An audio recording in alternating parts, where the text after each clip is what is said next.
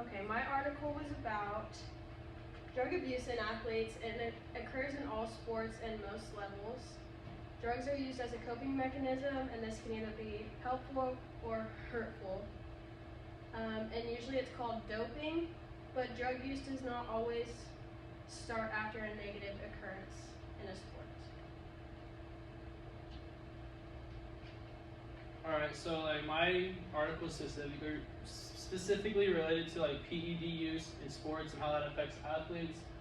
A PED is like a performance enhancing drug, and so anything that like might help an athlete recover faster, get stronger faster, anything like that would be considered a PED.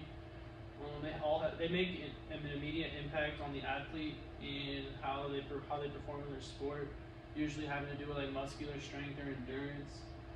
The way that they work is like an athlete won't take like a certain type of drug all the time. They'll have to take it in cycles so that their body can adjust to it, because if they take it repeatedly all the time, they would form a dependency on it, and they'll get addicted to it. And like I said, they have addictive properties, and they primarily affect muscular strength and endurance. So like I said, performance enhancing drugs are PEDs. Some of like the common PEDs that are most often used by athletes are like HGH, which stands for like human growth hormone. The purpose of human growth hormone is usually testosterone, which is naturally found in the body, is produced by the body. And HGH is also found in the body, and it helps you to maintain and rebuild muscular mass and strength. Anabolic steroids, they can be found, and some of them are synthetic, which means they're created in the lab, and other ones are natural, which are naturally formed and found in your body. These primarily help with like recovery time, and they increase muscular strength and endurance. And then you have EPO, which is erythropoietin, which is naturally found within your blood, and this is most often referred to as like blood doping. You see a lot of like Lance Armstrong, like cyclists and endurance athletes. It's used to help them get an advantage and increase their aerobic capacity within their blood cells, and it can also like help them buffer like their lactic acid. And then diuretics can also be used as an advantage, especially with like weight loss, and they also like make your body flush urine out faster, so it also can be used as a way to like help buffer and like hide the fact that they're cheating with other like steroids or PEDs. And there's over like 192 banned substances over the form of professional sports. There's a lot of health risks involved with like PEDs, and a lot of them are similar within like all the 5 groups.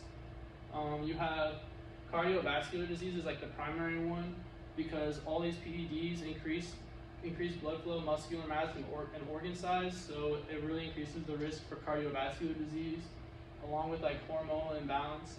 And like some of the things that really accompany hormonal imbalance would be like the risk of depression or anxiety. And then on top of that, you also can like, an athlete can form a dependency upon like these PEDs. Like they see themselves looking a certain way or feeling a certain way all the time, and so they want to always feel that way, so they can form addictive traits to these PEDs. So it's like, here's a couple like examples of like PEDs and like when they've been used in sports. A lot of you guys like have heard of Barry Bonds. You know who Barry Bonds was? He like set the home run record in baseball, famous for using or testing positive for steroids, and while he was in the MLB.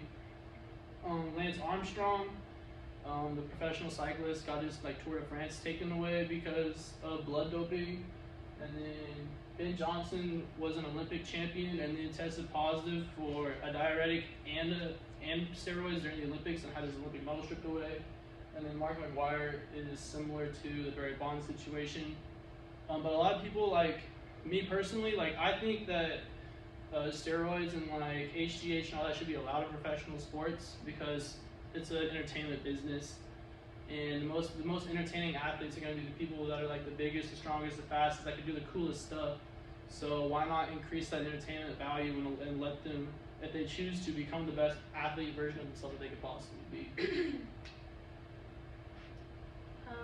So why dope? Why do athletes use drugs?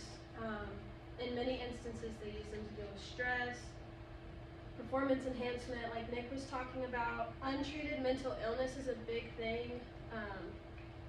A lot of athletes use drugs as a coping mechanism. Injuries, pain, etc. I know that when you're working hard to be really good at your sport, it can be very stressful and hard on your body and your mind. Many professional athletes have struggled with drug abuse, but here's a quote. I don't know if you guys can read that, but it says, "Drug abuse in the athlete population may involve doping in an effort to gain competitive advantage. Alternatively, it may involve use of substances such as alcohol or marijuana without the intent of performance enhancement, since athletes may develop substance use disorders just as any non-athlete would." Nick talked about athletes who have struggled with PED use, steroid use, but I went in a little more on the recreational drugs. Michael Phelps, who's an Olympic swimmer, struggled with marijuana and DPP, which is a performance enhancement drug. Josh Hamilton, who's in the MLB, alcohol and cocaine.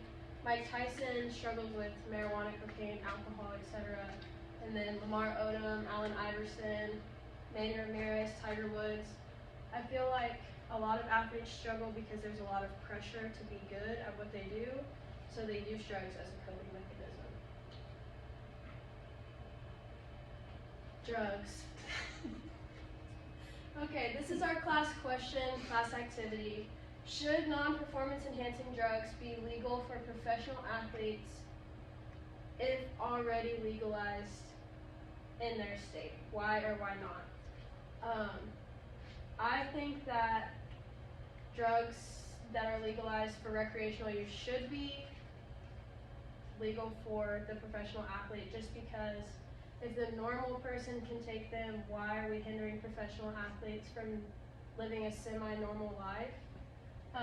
If they want to partake in smoking weed because it helps with their anxiety, I believe they should be able to do that. Yeah, like I'm kind of in the same boat as well. Like if they can recreationally find the drug or alcohol wherever they live, then it should be available to them just like it's available to anybody else. And like that becomes that athlete's choice at that point. And like the governing bodies that regulate that within the sports and agencies, like they can come up with the new like rule and system like how they want to manage it, but there should be like a higher leniency. And like you've started to see that now with like in the NBA, the NBA no longer is testing for like marijuana in players post game anymore as a performance enhancement drug. And I think we're gonna see that more and more organizations start to lean towards that as well. These are our sources.